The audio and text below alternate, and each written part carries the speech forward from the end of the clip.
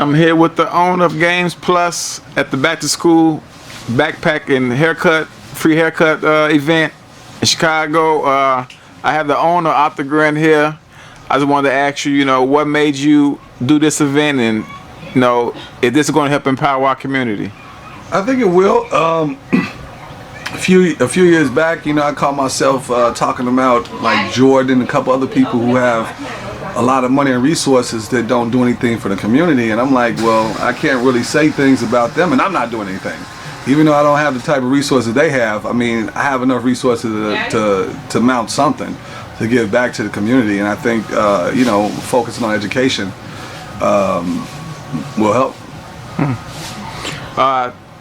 What kind of feedback do you get from the children that come to this event, and what are some of the things you think we should implement to help strengthen our community and our economy, as so-called African Americans? The children are excited. They like being able to get a nice looking backpack, or at least some school supplies to go back to school, and they don't the parents enjoy it because they don't have to necessarily worry about that. At least a small portion of it. We take some of the burden away. I think that maybe implementing a couple some more like after school programs and some better job programs that pay enough sufficient money so they won't have to spend most of the day, the children don't have to spend most of the day outside their home away from their parents, which should be their biggest influencer. Then they can monitor the activities and keep the children out of trouble.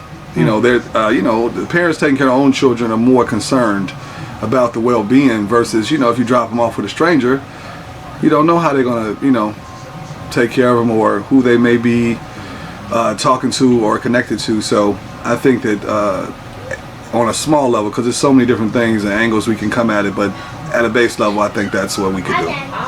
As a guy that really promotes black-owned businesses, what kind of advice could you give someone that had an idea that wanted to start a business and find a way to get a place to have it, have the products, and move efficiently? Well, one, save your money. You have to pick your idea, see what you want to, what do you want to provide, or what type of service, or how it could affect you and your community. And you can. I can. It's kind of tough because I didn't have a lot of resources. I didn't have a lot of people to go to. I asked. No one else had a business similar to mine to open. I just had to kind of figure everything out on my own. Go as and take the challenges as they come, because it's not a lot of us doing these things. I literally had no one to ask to help me in this situation, and that's tough. We got to some resources to try to help people get more information as far as financing, even going through the process of applying for the business license or the corporation. 311 is supposed to be a business, give you business information and answer questions for you, and they weren't really help, So first, like I said, pick your idea, save your money, and just stick with it, because you're gonna have a lot of naysayers. So many people like, oh man, why you want to open a store in the hood? I'm like, well, I live here. Mm-hmm. Yeah, I can move. I might be get more business, but I want to stay in the community I live in and help build this up. It's other communities. Those people live over there, can help build those communities, and so on and so forth. The more people that's in the community to help build a community, the better the community be off.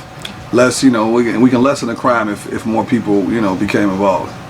And also, could you let the audience know all who sponsored this event, just for historical reference? Historical reference. So we had Finger Foods Incorporated. They provided the food. We have Dream Creations Boutique, that's on 86 in Cottage Grove. They provide the balloons. Pink Polka Dotted Parade, that's Arthur Samar Wright. They provided food also for the event and promotion. Arthur Grant Third Realty, we provided sponsorship for that, and we had several private donors. Who like a lot of my friends and some of the community who included, and also Misunderstood Salon. They always like last year and this year they provided their booth for little girls to get their hair done, and Kareem's Cuts Barbershop next door, they provide free haircuts for the children. That's great. Now, even though I say I know you support black-owned businesses, I also know you always make the argument that we are not black. So for educational reasons, could you please elaborate on that? Okay, so like we spoke about, you know, I believe we're brown. I mean, prior to the Portuguese, I think that was like 1490 or something like that, in their involvement in the slave trade, the Spaniards, they started using the term Negro. Prior to that, we only referred to each other as from what region we came from. So I'm from Ghana, I'm Ghanaian, Jamaican, African, or what, Irish or whatever. It wasn't until the 1400s when they started, you know, separating us by color, saying we're Negro meaning black, and then eventually it changed as, you know, as we became Americans, and then we became black. You know, and then of course during that transition to black too, United States basically made black a curse word.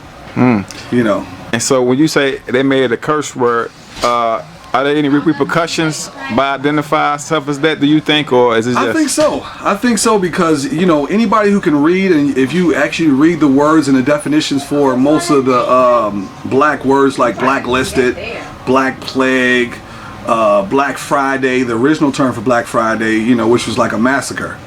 What do you call it? It's a couple of blacklisted, it's a couple different ones. They all have negative connotations. And even the word, when you look at black, it's devoid of light, evil, dark, you know, white is, you know, peaceful. I mean, they even do it with the birds. You got the dove is a pigeon, but it's white, it's pure. The darker pigeons are black and, you know, gray or whatever, and they're dirty. People hate them, but they love doves. People even put doves at their wedding, but they're pigeons. You know, the swan is a duck, but we're gonna separate it because, you know, it's white. So, you know, trying to define everything by color is a problem when in fact we're all colors. Every single person on the planet, we're all a different color. We're all colors, so we're all colored, you know, quote unquote. But yeah, so I think, you know, using the term black sometimes can be negative because, as you, like I said, you read the words, you define them just from kindergarten, learning black, and it can put negative side effects on the psyche. You know. So are you a proponent of self-teaching our children about their history compared to... I'm definitely a proponent. I'm sorry for interrupting, but yeah, I'm definitely a proponent because the schools, they're not teaching anymore. I talked to one of the, you know, 25-year-old the other day. They didn't even know what a solar eclipse was. You know, we don't even know about, you know, the Aztecs. You know, they're not even teaching about that. So we don't know about the clock. He didn't even know what a sundial was. 25 years old. So yes, ultimately it's our responsibility. We have to take that to our own hands. The safety of our children's well-being starts at home. You know, we want the schools to provide, you know, some education, but, you know, some of the teachers who are teaching not fully educated. So how can they fully educate the children? So you have to, so to speak, add on to that and help, because they're going to learn some things like arithmetic and stuff like that, but you have to learn them the actual history, because that helps a lot, knowing your history. You know your history, you know, instead of like people like, oh man, I'll live in the past. Well, you don't have to live in the past, but you have to know your past. If you don't know your past, then you're doomed to repeat it. Do you think that we're being taught too much of a slave narrative? Yes, I think we are. I think the whole is subversive. I think that, you know, getting the children up at 5 o'clock in the morning to go to school to you know, and basically punch a clock. We're being trained to work for somebody else. You know, even our parents are doing. We pass it down as generational. So it's like my parents, go to school, get a job. It's never been go to school, start a business, you know, start a farm. You know, in some of the states, you know, the South, I mean, our people are being paid not to farm. So the Europeans can, you know, they can have the what do you call it, looking for a word, they can control the food. And controlling the food is big. Because whoever controls the food can, you know, like right now they had I saw on Facebook, the hurricane. Home Depot selling bottled water during a hurricane for a case for $25, $40. That's a lot of power to have access to clean water and food, and we're not because we don't produce anything. Whoever produces, we're at their mercy. We basically have our hand out, and we're going to keep our hands out if we don't produce anything. So yeah, I think that we have to rein in you know, our education back to, you know, our community, because, and then, you know, maybe even the teachers have to be from the community, because the community mindset will, you know, people live in the community, work in the community, they'll feel more connected to actually helping that child succeed.